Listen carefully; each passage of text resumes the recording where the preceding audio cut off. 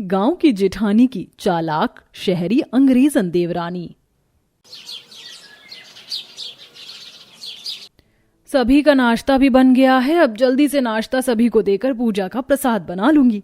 सभी dining table पर कामिनी का इंतजार कर रहे थे। कामिनी ने सभी को नाश्ता दिया और उसके बाद उसने पूजा के लिए प्रसाद बनाया। कामिनी आशा की इकलौती बहू थी जो गांव से आई थी। शादी के बाद से ही कामिनी ने सब कुछ ससुराल में बहुत अच्छे से संभाला हुआ था। वाह, मेरी बहू तो सर्वगुण संपन्न है। पहले जब मैं इसे शादी करके घर लाई थी तो लगा था कि गांव की है, कुछ ठीक से नहीं संभाल पाएगी, लेकिन कामिनी ने तो सारा घर एक कंधे पर संभाला हुआ है। शुक्रिया माँ जी। भोली भाली सी कामिनी अपनी सास की बात सुनकर खुश हो गई। सब कुछ घर में कुशल मंगल ही चल रहा था, लेकिन ये शांति और सुख कामिनी की जिंदगी में ज्यादा दिन नहीं रहा। कामिनी का देवर वीर जिस जगह काम किया करता था वहां उसे एक अंग्रेजन लड़की सोफिया से प्यार हो गया। सोफिया भी वीर को पसंद करती थी और दोनों ने ही बिना किसी की मंजूरी से शादी कर ली। ये मैं क्या सुन रही हूँ वीर, तूने किसी लड़की से शादी की है? हाँ माँ, लेकिन आप मुझे पहले से पहले ही मत डांटो। पहले एक बार अपनी बहू से मिल लो, उसके बाद कुछ बोलना।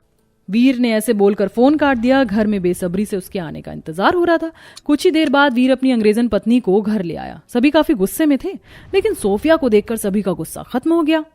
अरे वाह वीर, ये लड़की हमारे ही देश से है, लगती तो नहीं है।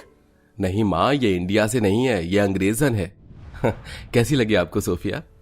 बिल्कुल चांद का टुकड़ा है। जब मुझे तेरी शादी के बारे में पता चला तो मुझे बहुत गुस्सा आया, लेकिन इसके दूध से गोरे रंग ने तो मेरा दिल ही जीत लिया। मैं तुझसे नाराज नहीं हूँ। आशा ने खुशी खुशी अपनी बहू को अपना लिया। सोफिया की शरीफ गांव की जेठानी ने उसका गृह प्रवेश करवाया और सोफिया अपने ससुराल आ गई। ससुराल में सोफिया बड़ी गौर से अपनी जेठानी को देखने लगी। क्या बात है देवरानी जी, आप मुझे ऐसे क्यों देख रही हो? मैं तुम्हारी पुअरनेस देख रही हूँ। You look so dull and ugly too. Kamini के अपनी देवरानी की बातें सर के ऊपर से चली गई। सोफिया उसे भांप चुकी थी कि कामिनी को अंग्रेजी समझ नहीं आएगी, इसीलिए उसने अपना लोमड़ी जैसा दिमाग दौड़ाया और कामिनी को चिढ़ाया। आपने अभी क्या कहा? वो क्या है ना देवरानी जी, हम गांव से हैं तो अंग्रेजी नहीं समझते हैं। कुछ नहीं, मैं तो आपकी तारीफ कर रही थी। ठाकुर। व्हाट? सोफिया भाभी, कामिनी भाभी आपको थैंक यू बोल रही हैं। वो ये गांव से है ना, तो इंग्लिश नहीं बोल पाती हैं। ओह अंडरस्टूड, वेलकम। सोफिया ऐसे बोलकर अपने कमरे में चली गई। वो बहुत ज्यादा चालाक थी। अगली सुबह वो जल्दी उठी और अपनी देवरानी को काम करते हुए देखने लगी। ये गवार जेठानी तो सब कुछ बहुत अच्छे से कर रही है। सोफिया अभी ऐसे सोच ही रही थी कि तभी आशा पीछे से आई और सोफिया से बोली, देख सोफिया बहू, तेरी जेठानी सब कुछ कितने अच्छे से संभालती है, तुझे भी इसके जैसा ही बनना है। जी। सोफिया ने नकली सी मुस्कुराहट सभी को दिखाई, लेकिन अपनी सास की इस बात से वो मन ही मन में जल चुकी थी। माँ जी को मैं क्या किसी काबिल नहीं लग रही हूँ जो वो मुझे इस गवार गांव की देहाती जेठानी जैसा बनने को बोल रही हैं? ज्यादा नाज है ना इन सभी को कामिनी जी पर। इन्होंने अपना बड़ा मैजिक चलाया हुआ है। अब मैं सभी के दिमाग के पर्दे खोलूंगी। इन जेठानी जी को मैंने सभी की नजरों में गिराना दिया तो मेरा नाम भी सोफिया नहीं। सोफिया बेवजह ही कामिनी से जल गई और उसी दिन से उसने बस कामिनी से पंगा लेना शुरू कर दिया। कामिनी ने मशीन में कपड़े धुलने को डाले तो सोफिया ने मशीन का प्लग निकाल दिया और शाम के वक्त, अरे कामिनी, लाओ जल्दी से मेरी शर्ट दे दो जो मैंने तुम्हें धोने को दी थी। दे रही हूँ। कामिनी ऐसे बोलकर बाथरूम में आई तो देखा कि कोई कपड़ा धुला ही नहीं है। अरे नहीं, ये तो एक भी कपड़ा नहीं धुला। ये मशीन तो ऑटोमेटिक है। तो मैं बेफिक्र थी, लेकिन कामिनी क्या हुआ, लाओ ना। हाँ ला रही हूं। अब मैं क्या करूं? कामिनी की समझ में नहीं आ रहा था कि वो क्या करे। करण की आवाज लगाने से आशा भी कामिनी को बुलाने लगी। सभी की आवाज सुनकर कामिनी आई और मौका देखकर सोफिया आग लगाते हुए बोली, अरे जेठानी जी क्या हुआ? आपके चेहरे का रंग क्यों उड़ा हुआ है?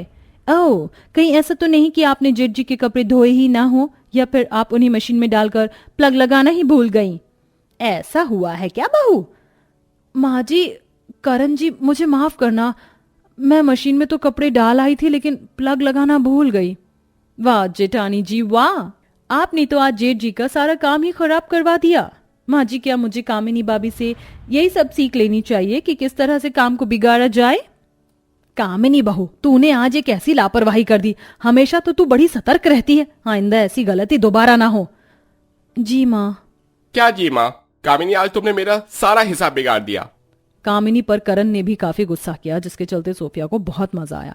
अब ऐसे ही रोजाना सोफिया कामिनी के कामों को खराब करती थी। कभी उसका बनाया खाना बिगाड़ती तो कभी उसके किए कामों को बिगाड़ देती, जिसकी वजह से अब रोजाना कामिनी को डांट पड़ती थी। बहू, तुझे क्या हो गया है? पहले तू ऐसा खाना बनाती थी कि हम कुकर भी चाट जाते थे, और अब ऐसा बनाने लगी कि एक निवाला हलक से उतरना मुश्किल हो जाता है। इस खाने में भी तूने नमक जहर किया हुआ है। जा ले जा इस खाने को, अब इसे कोई नहीं खाएगा। सोफिया बहू, जा अब तू ही जाकर सभी के लिए खाना बना। ओके मॉम, जेठानी जी ने फिजूल में राशन वेस्ट कर दिया। सोफिया अभी भी सबको भड़काती हुई चली गई। वो ऐसे काम करके खुद तो अच्छी बन जाती थी, लेकिन कामिनी की वैल्यू घर में बिल्कुल गिर चुकी थी। ऐसे ही सिलसिला जारी था और अब कामिनी को घर में कोई भी किसी काम को करने के लिए नहीं बोलता था। सभी उसे मुंह बनाने लगे थे, लेकिन ये सब अब सोफिया के लिए मुश्किलें पैदा कर रहा था। सोफिया भाभी, देखिए ना, मेरी ये ड्रेस प्रेस होनी है, इसको प्रेस कर दीजिए ना। अंशिका, मैं बहुत थक रही हूँ, ये इतना सा काम तुम कामिनी भाभी से करवा लो ना।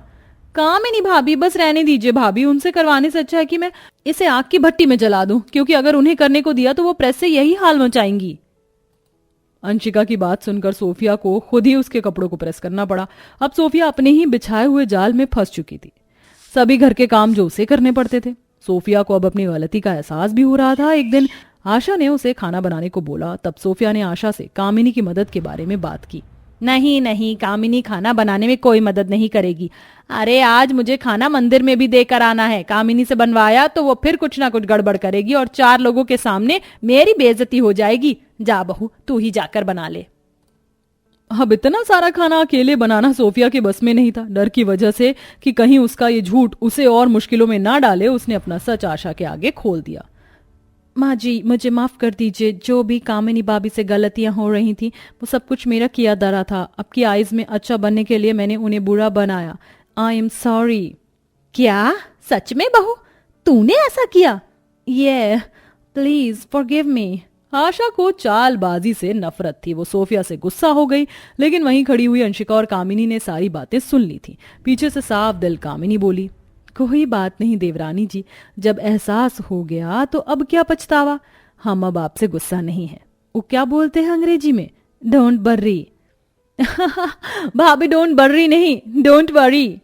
हाँ वही। कामिनी की बात पर सभी को हंसी आ गई। फिर क्या था, कामिनी साफ दिल की थी। उसने सोफिया को माफ कर दिया और आशा ने सोफिया को फिर कभी ऐसे ना करने के बारे में भी समझाया। अब सोफिया को एहसास हो चुका था कि वो अपनी भोली भाली जेठानी के साथ कितना गलत कर रही थी। उसी दिन से उसने भी कामिनी से जलना बंद कर दिया और सभी मिलजुल कर खुशी खुशी रहने लगे।